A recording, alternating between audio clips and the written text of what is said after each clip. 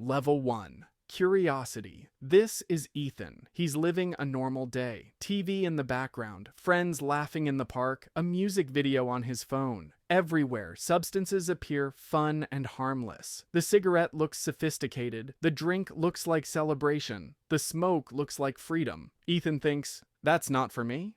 I'd never touch it. But something subtle happens inside. His brain's reward system notices the pattern. People look happy while using these things. Mirror neurons light up, a faint trace of dopamine is released, and the idea of pleasure is quietly saved. No damage, no danger yet, just a biological bookmark waiting in the shadows. Level 2. Experimentation. Time passes, and one afternoon Ethan finds himself with a friend who offers a cigarette. He shrugs, laughs nervously, and takes a drag. His throat burns, his chest tightens, his body rejects it instantly. With alcohol, it's the same. Sharp taste, slight nausea, the body pushing back. In that moment, Ethan feels certain. This isn't for me. Never again. But the body doesn't see it that way. Nicotine has already reached receptors in his brain. Alcohol has already entered his bloodstream. Even if the experience was unpleasant, a memory is now etched into his biology. Ethan thinks the story is over, but the body has already opened the first door.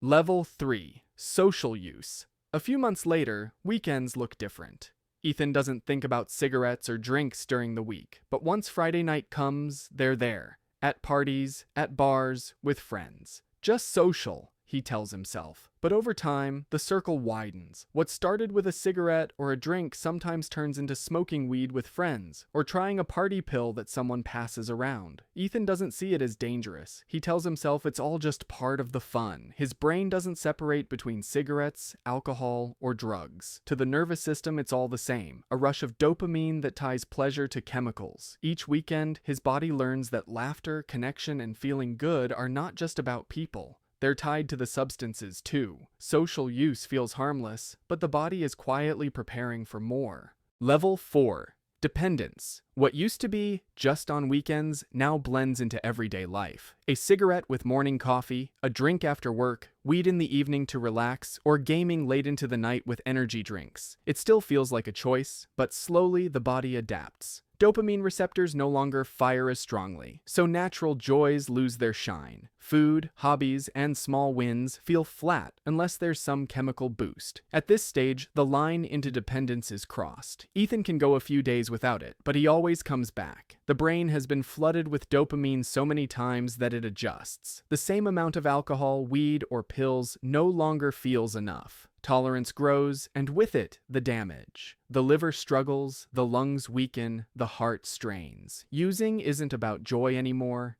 It's about avoiding the emptiness that comes without it. This is dependence. Life starts to orbit around the substance, even if it's still possible to pause for a while. Level 6. Addiction. Ethan is no longer the same person you met at the start. When he doesn't have what his body demands, panic takes over. His hands shake, sweat runs down his face, and his thoughts spiral out of control. The only thing on his mind is the next dose. Without it, he can't rest, can't think clearly, can't feel human. The emptiness inside becomes unbearable until he's willing to do anything to make it stop. He starts lying to his family, stealing from friends, even robbing strangers. Things he once thought were unthinkable for him. Addiction has stripped away his freedom. He is no longer making choices. He is chasing survival, ready to risk everything, even the people around him, for one more hit of relief.